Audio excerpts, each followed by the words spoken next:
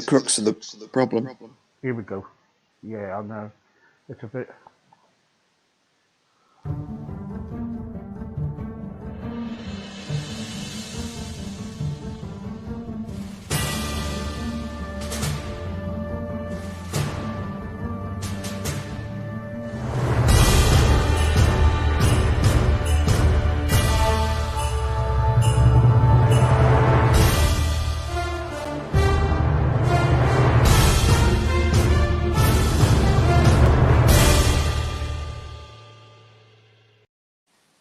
Hello and good evening. I tell you what, I have to say this to you that tonight I was going to talk about my story. I did advertise it on Facebook, but unfortunately I have to cancel that and we're going to do it tomorrow now, tomorrow evening around about 7 o'clock. So sorry about that. We've had some problems here today with other things that's going on. You know what life is all about, you know. So anyway, we have got Duncan here tonight, and I spoke to you last time, and you you got your own business, listening therapies, active listening therapies. Can you tell everybody what you do and what listening therapy is? Yeah, absolutely. So, my wife qualified as a counsellor before me.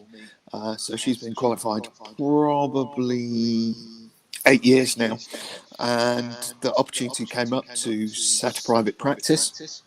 And we just thought this would be her kind of ticking over, seeing some private clients and, taking it from there.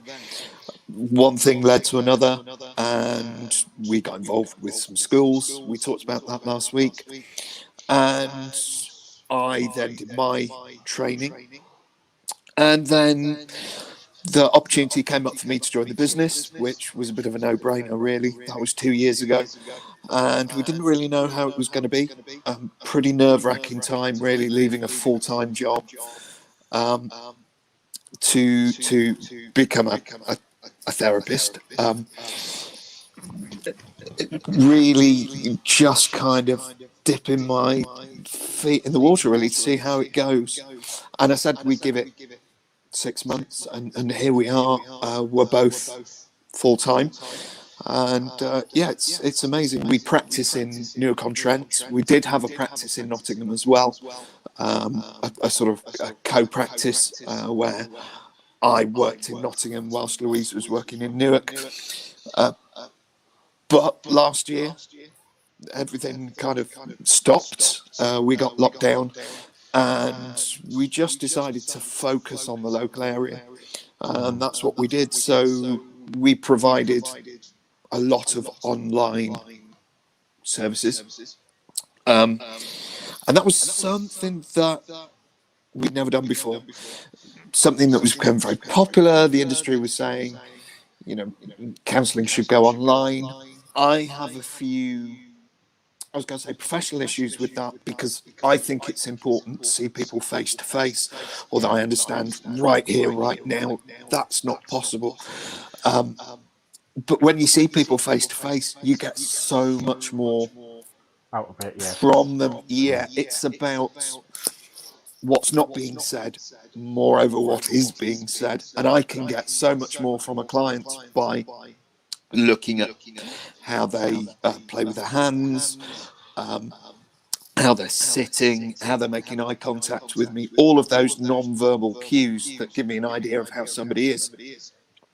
So I'm 2 years into joining the business, and it's absolutely flown by.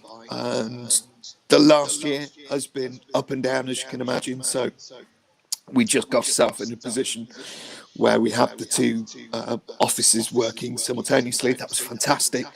And then, of course, this time last year, things changed. And then it was, how do we remap our business to work with people online? At the time, we were working with several schools, and we didn't really know how that was going to go. We didn't really know how kids would take up the opportunity of seeing us regularly online. And actually, I think as adults, we tend to overthink a lot of stuff. And yeah, the kids came on board and really felt the benefit of that, and that's what we continue to do. We see a few private clients face to face. Counselling is seen as an essential service right now. So this time round, we have been able to remain open, albeit just for a few appointment slots in the day. The impact of COVID means that we have to sanitize down after each session, and obviously we need time to do notes and get ourselves in a position to make sure we're okay for the next client. So we put a set amount of time in between each client. We would never see a client back to back. We think not only is that probably unethical, we couldn't be in the right position for them, but we need the time to make sure that we're COVID safe, and that's really important. So right here, right now, we're working with 3 schools, and there's a small proportion of children that have come on board and are really relying on the service that we can offer right now. Mm. And so, do you get referrals? Is it a referral? Yeah, absolutely. So we work with the pastoral teams in schools. Right. So the schools we work at, some of them have a pastoral team of 2 or 3. One of the schools has a pastoral team of 9. So we have an office within the schools we work at, and a bit like a GP, there's a referral system where the children get assessed based on their learning abilities, what they're doing, what they're struggling with, at home, what they're struggling with personally, and then we pick up the case and then run with it from there on in. And nobody really meddles with that, which is really good for us. We're just left to get on with it, which is fantastic. All we have to do is just periodically report back on how the kids are doing. So what we wouldn't say is we wouldn't talk about a particular case, or we wouldn't talk about in-depth content of what we've been dealing with on a one-to-one basis, because obviously that would be unethical. That would break the ethical boundaries of confidentiality. But it's important that the school, or we work with the school and say, do you know what, we can see this chink of light with what we're doing with this person, or maybe this person needs some social care support, and we maybe get the social services in, or the community police officer, for example. What I think I underestimated was how important I would be, and Louise, but I can only talk from the clients I work with. With the clients, I am sometimes the only stable adult that these children have, and sometimes when we're dealing with social services, it comes down to me to have a casting vote as to how we think as service providers we move forward, and that's incredibly humbling. And the pressure of that is obviously quite intimidating as well. And you said last week, how do you cope with not taking work home with you?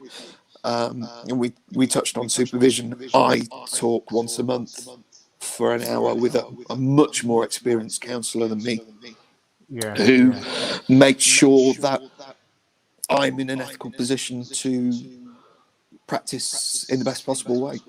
Yeah.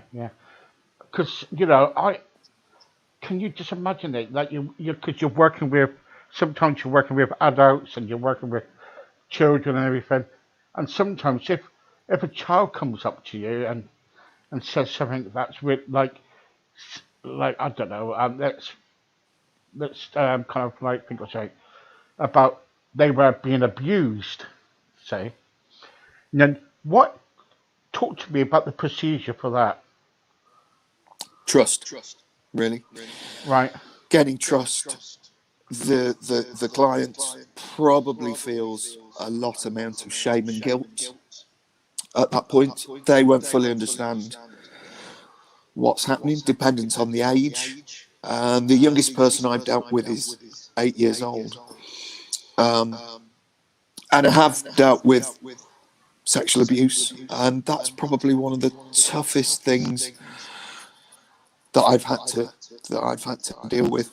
And I just need to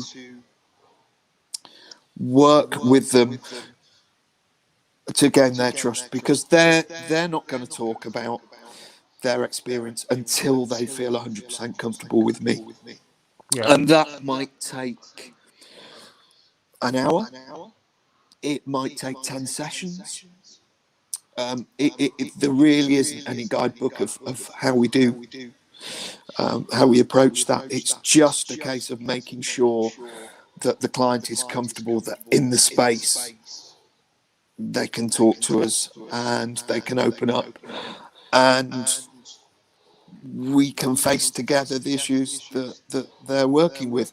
With older teens or sort of later adolescents, they can be quite graphic straight away, because they're obviously understanding the situation that they've been dealing with, and that can be difficult.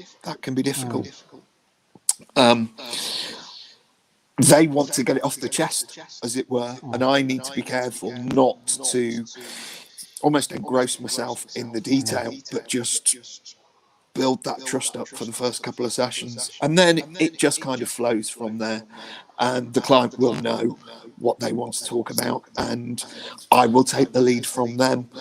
There's a massive misconception in counselling that the counsellor controls the session. Nothing could be further from the truth. We are facilitators, and we will work in an encouraging way, but we will never tell a client what to do or what they're thinking or what they should be doing. It's all about gentle encouragement. Yeah. Yeah. I find it very difficult sometimes about counselling.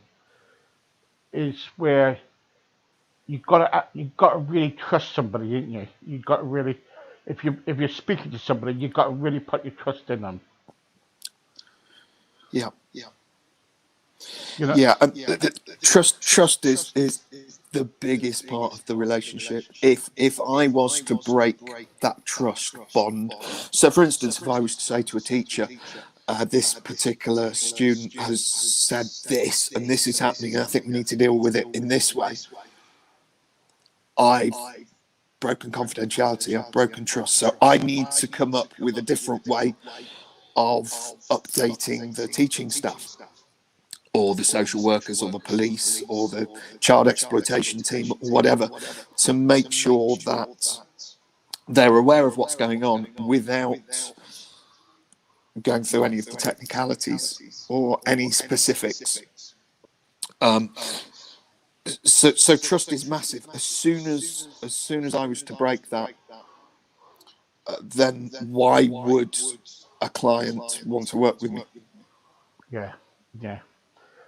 Do you find? Let's get to mental health now, in schools especially.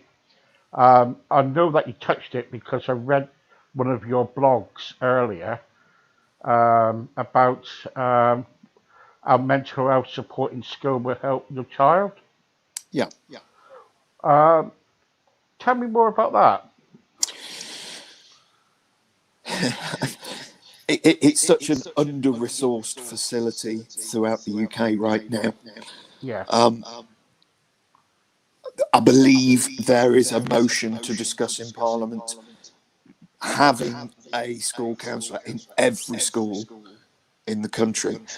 That obviously has massive positives with that. Every child, in my opinion, needs some support. It Yes. might not Yeah. be counselling as we know it. It might be, let's say, mentoring or coaching. that still sort of falls under the counselling bracket if we maintain those kind of boundaries.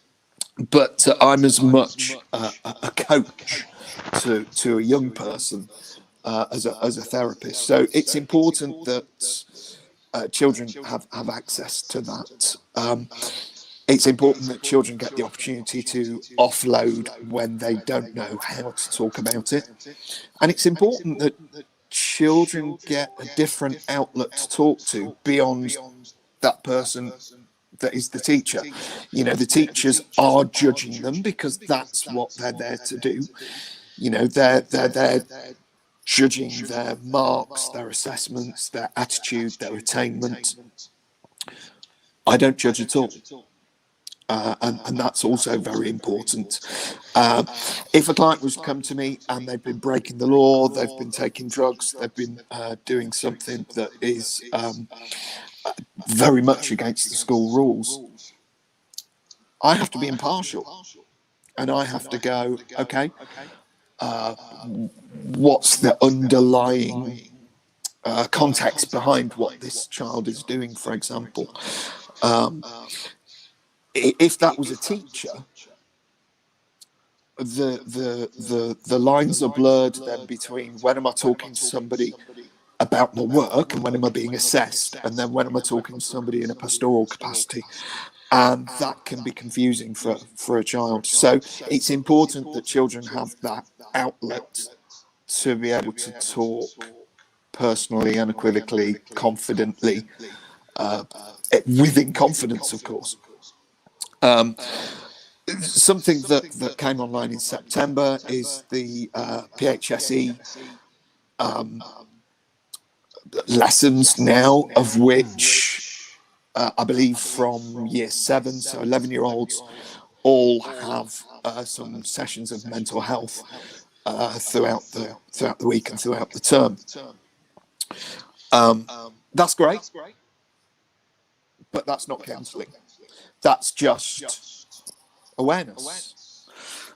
So hang on for a second. So Duncan, are you telling me that that they're teaching about mental health awareness, but they're not actually counselling at all in the schools? There's no legal obligation. Well, I thought it is because if a child is in a bad way at school, because sometimes there could be bullying, it could be, it could be anything, all right? Or what something's happened or something, or say that's bullying. Let's say bullying, and the child wants to, I don't know, got hold of a knife or something and want to try to. Who do they go to then? There'll be a designated mental health support teacher, so somebody that's done the mental health toolkit. Right. But again, that's not counselling. It's a good step. It's a great step forward. Okay, it's better than what I had when I was at school. But how do you teach counselling? We don't want to teach children to counsel other children, for example. We want to teach children to be empathic and kind and caring and understanding and looking behind the context of people's behaviours. But again, that's not counselling. My worry with just going back to, think of how many schools there are in the country. Hundreds of thousands. Yeah. I wouldn't say that there's hundreds and thousands or hundreds of thousands of qualified counsellors that would go and work in schools. And that then brings up an ethical question of qualification and quality of people entering to school counselling environments who maybe haven't got that experience. Yeah. But I still think that the school should have a mental health counsellor, Absolutely. They should have one there, not a school teacher, Yeah. because the school teachers got other things on their mind. about teaching, And but I it's a very still different relationship. yes, yeah, Very yeah, different. yeah. It's a very different relationship, and the trouble is, the teacher might have other things as well on their minds. But teachers are teachers, and I could possibly sit in with a class for an hour and just make sure they're okay, but I wouldn't know where to start or the ethics of teaching. Um, I I'm a counsellor, so in the same respect, I don't expect teachers to step into a pure counselling role. I think it's important that they do uh, the workplace mental health thing that a lot of organisations are offering now. Mm. Um, but yeah, you're absolutely right. Arguably, universities, but where does that stop? Do you then say, well, every local authority, every council, every employer then should have access to a counsellor? Mm. Mm. And and see, the trouble is sometimes though, as I've written, as it's on there, teenagers really don't really want to particularly talk, do they? And this is where trust is the backbone of everything. If they understand that we're here to listen to them and we're not here, their fear is that we're going to judge them. Yeah, Um, yeah, so they will give us little nuggets of information, but won't kind of fulfill the whole story. And that's down to us to make them comfortable and go, it's okay. Uh, I do make notes, but those notes are locked away. Your parents aren't going to know. The teachers aren't going to know. The only time that I would break confidentiality is if I actually felt that the student was a concern to themselves or a danger to themselves. And then you have to make an ethical judgment. If they're 16, 17, 18, arguably they're at an age where they can make a decision of, actually, I don't want my parents to know, even if they're at school. And that can be difficult, particularly when suicide or rape or gender or all of those sensitive things are brought up. They desperately want to ensure that their parents aren't going to be aware, because actually part of why they're with me is because they can't talk to their parents for whatever reason. They don't want to. They can't talk to the teacher. yeah, yeah, yeah. Kids will become very responsive once you have their trust. But as soon as you break that, and there are times when I have had to break confidentiality, and you have to sit down with them and say, for your safety, this is what needs to happen, rather than this is what's going to happen. This is what needs to happen. I'm not going to instigate it until you are comfortable with that. So if I have to stay with the client beyond a 15-minute session, then sometimes I have to do that. Right, Otherwise, we have a safeguarding issue.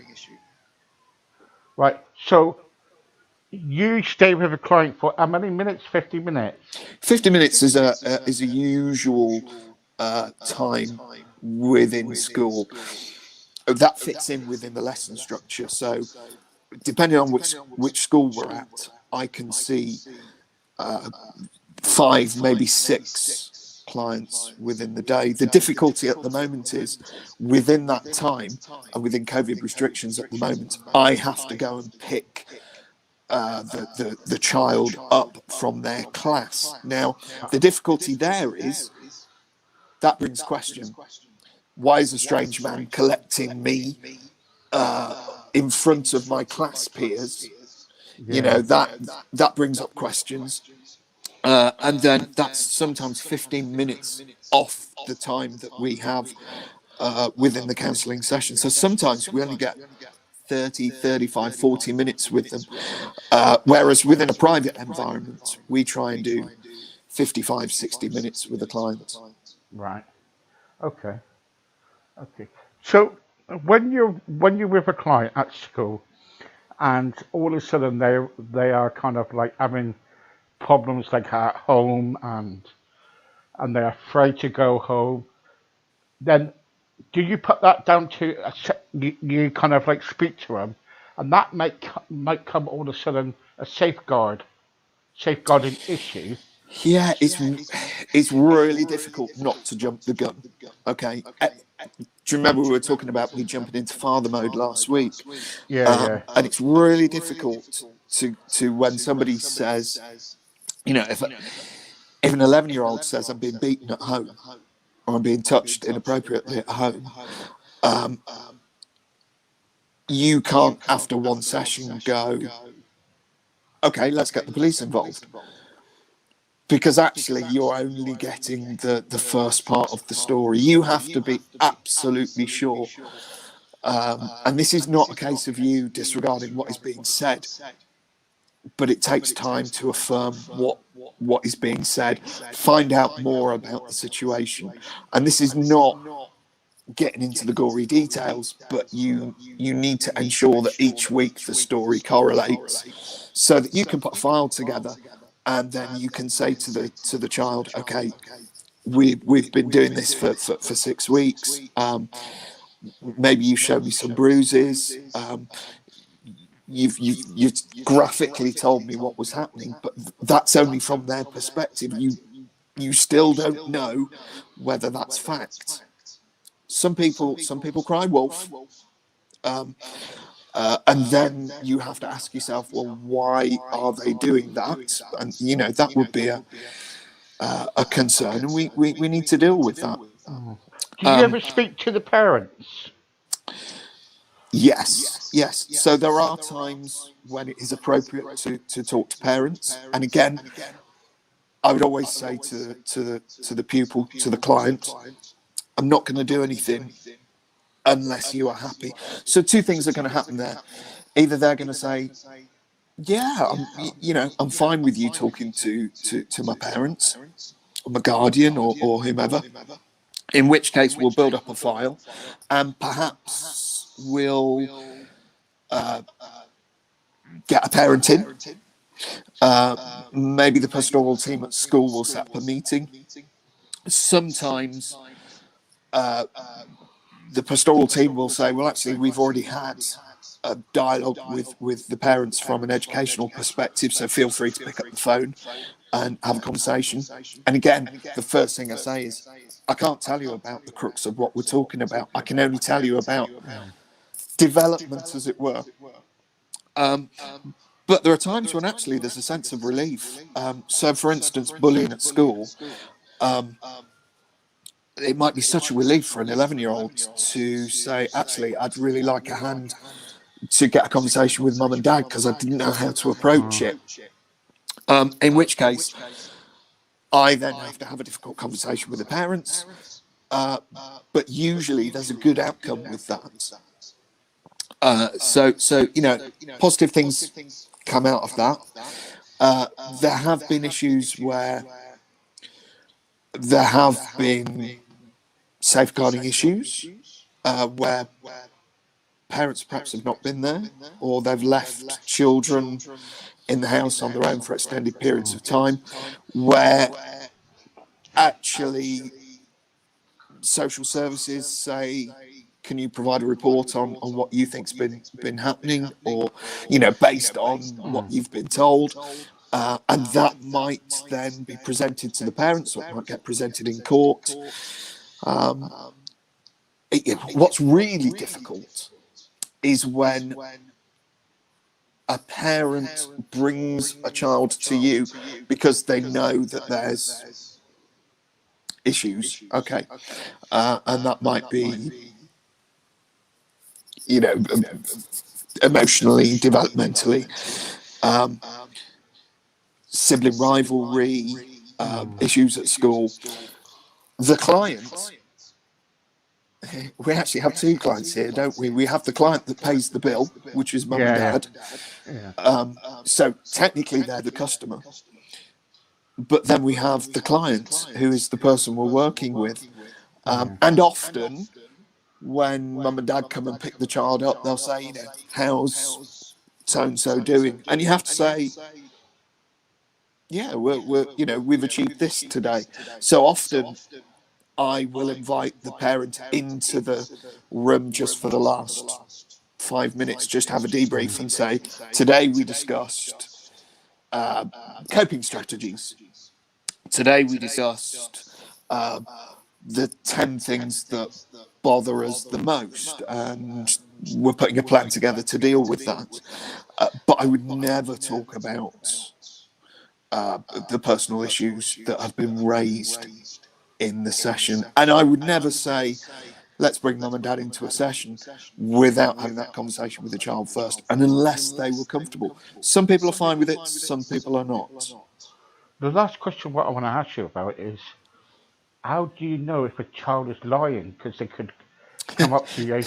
Can you imagine that they could come up to you and tell you a cob's wallop story and say, "Oh, my mum's been hitting me and Yeah, all yeah, this lot," you know, because they're either falling out with their mum or they're falling out with their dad. You know, I've yeah, seen yeah. it. I've seen it. You know, actually, I used to do it when I was a child. So, but the trouble is, though, it happens, doesn't it? Yeah, it does. Yeah, it does. Toughie. Intuition there, but you have to build your intuition and your gut instinct with fact, and you build that up with the dialogue that you have with the client. And I'll be looking at non-verbal cues, so whether they're making eye contact with me, whether they're looking in the room, whether they're perspiring all of a sudden, whether they're fidgeting, whether they're uncomfortable. And if they start to get uncomfortable, I can not put on the pressure, but I can tailor the question so that it doesn't catch them out, but maybe they're not expecting it. So I can change the direction of a conversation quite quickly and go, actually, we'll go back to what you said 10 minutes ago, because often they'll have forgotten what Yeah, they've yeah. said. And the story There's changes, yeah. there's a reason why we called our business active listening therapies. Active listening is a massive skill, and that's about going back on what you've learnt when dealing with that client and being able to recall that information when actually other information and other streams are coming at you. And it's not trying to catch a child out, but you know when a child is stringing you along. Yeah, yeah. Anyway, It soon Duncan. becomes apparent, Oh, yeah, yeah, yeah, oh, yeah, yeah. Oh, but then you have to I, ask the question why, and what's behind that, and why are they, and maybe I would challenge them and say, I don't think that you are being wholly truthful with me, and I'm just wondering why that might be. And there's a really good entry path into why you're not getting the full story. yeah. I did that to my mum because what happened, I didn't like my mum's boyfriend. And I used to say to my mum about her boyfriend and things like that and make stories up. And they wasn't entirely true. It was just because I didn't like him. I didn't want him in the house. Yeah, yeah. You know what I mean? So we, But you had youngsters. your concerns, and they were very real at the time. Yeah, yeah, yeah, yeah. But also that comes with a child too, because they've probably got concerns because they don't know who they are. Can they trust them? Things like that. So it's like, it's so difficult, isn't it? It's very difficult, and just to go back on what I said last week, there was one child who arguably was finding life difficult, and there were family issues. I wouldn't have said there were issues that required police or social services or anything like that. It was just something that required a bit of confidence on parents' part to learn they're wrong, but also from the child's part to learn where they fitted. But very early on in my career, I got cajoled into thinking, this particular child really needed a way out. And he had been using the service that I was working at.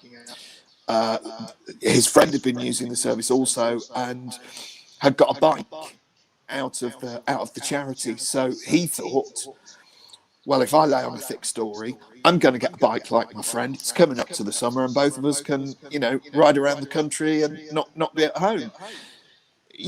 Great, actually.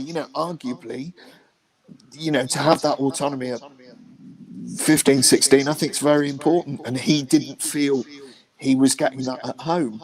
So I can see why he did it. But I got led down a path of a thick story that,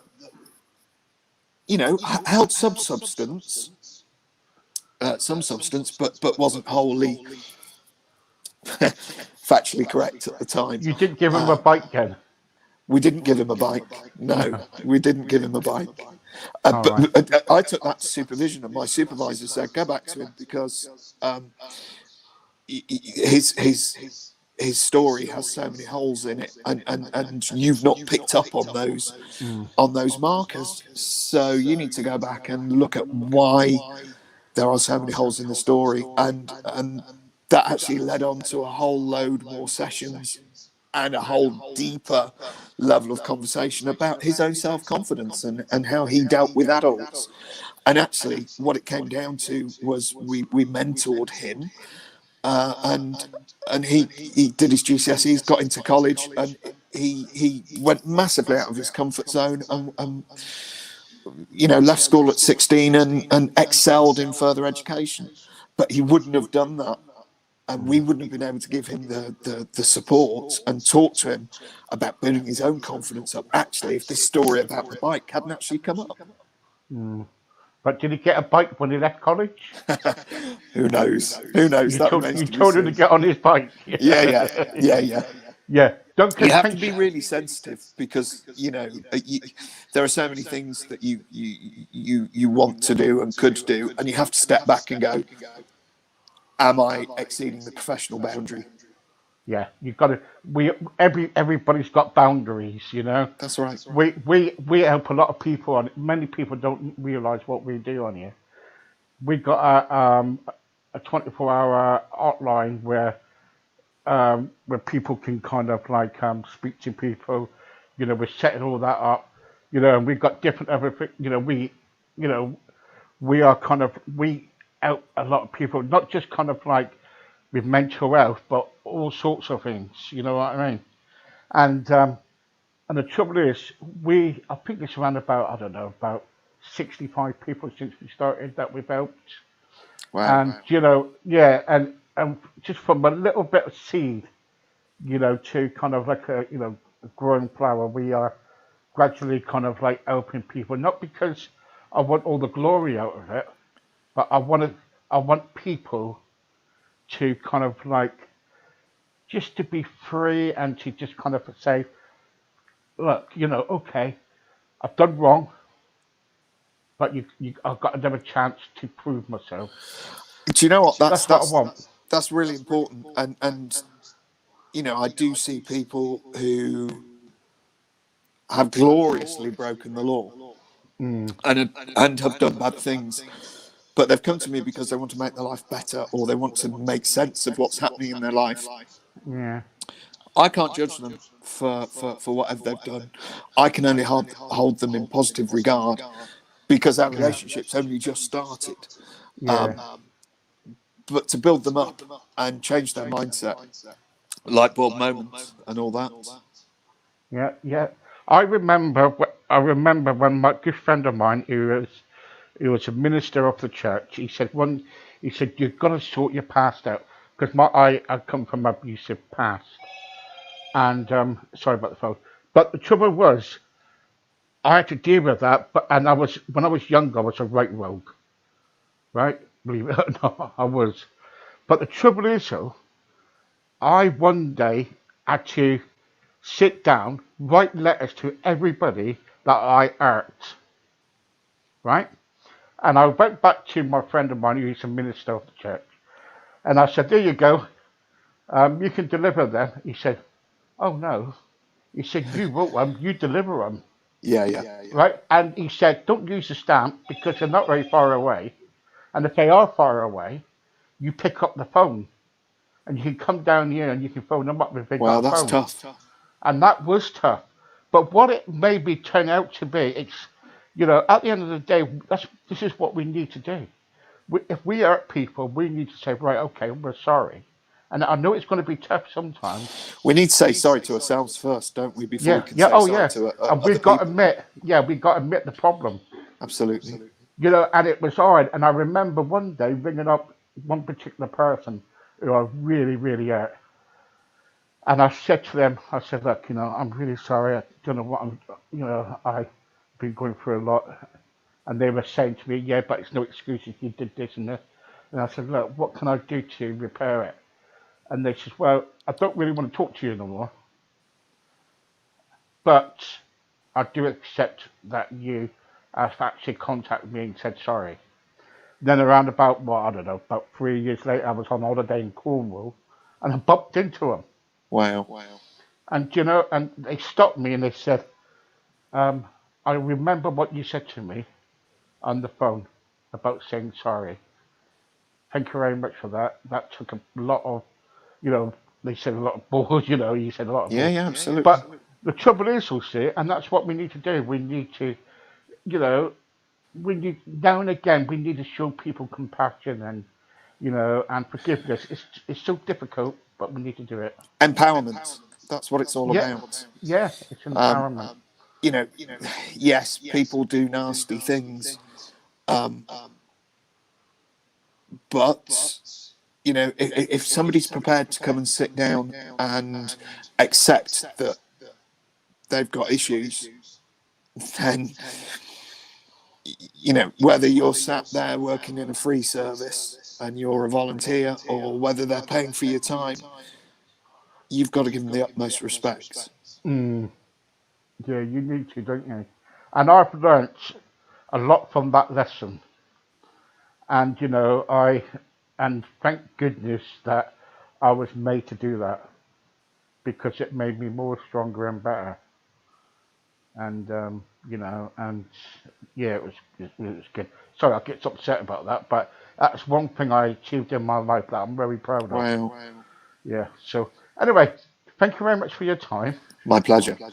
Okay, and it always interesting to speak to you, and Thank you. hopefully when this goes out, a lot of people will kind of like understand it. And if you need counselling or you need to talk to somebody, please get in contact with Duncan. All the information is on the website, and or contact Duncan by Facebook. You've got a website, Duncan, haven't you? Yeah, that's right.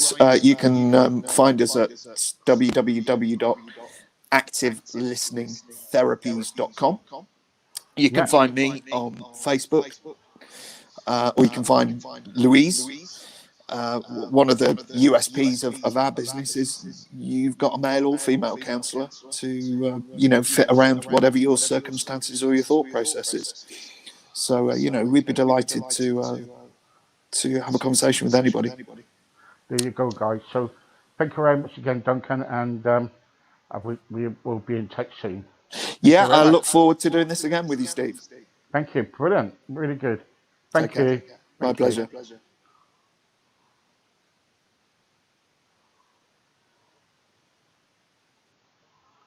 That was Duncan Ellison and Active Counselling. So don't forget, guys, get in contact with him. Very nice gentleman. Until then, I've got to go because I'm falling asleep now. I'm so tired. I only did about 4 shows a day. I think it's only, no, 3 shows a day. So anyway, thank you for joining me, and see you tomorrow with more guests. Bye for now.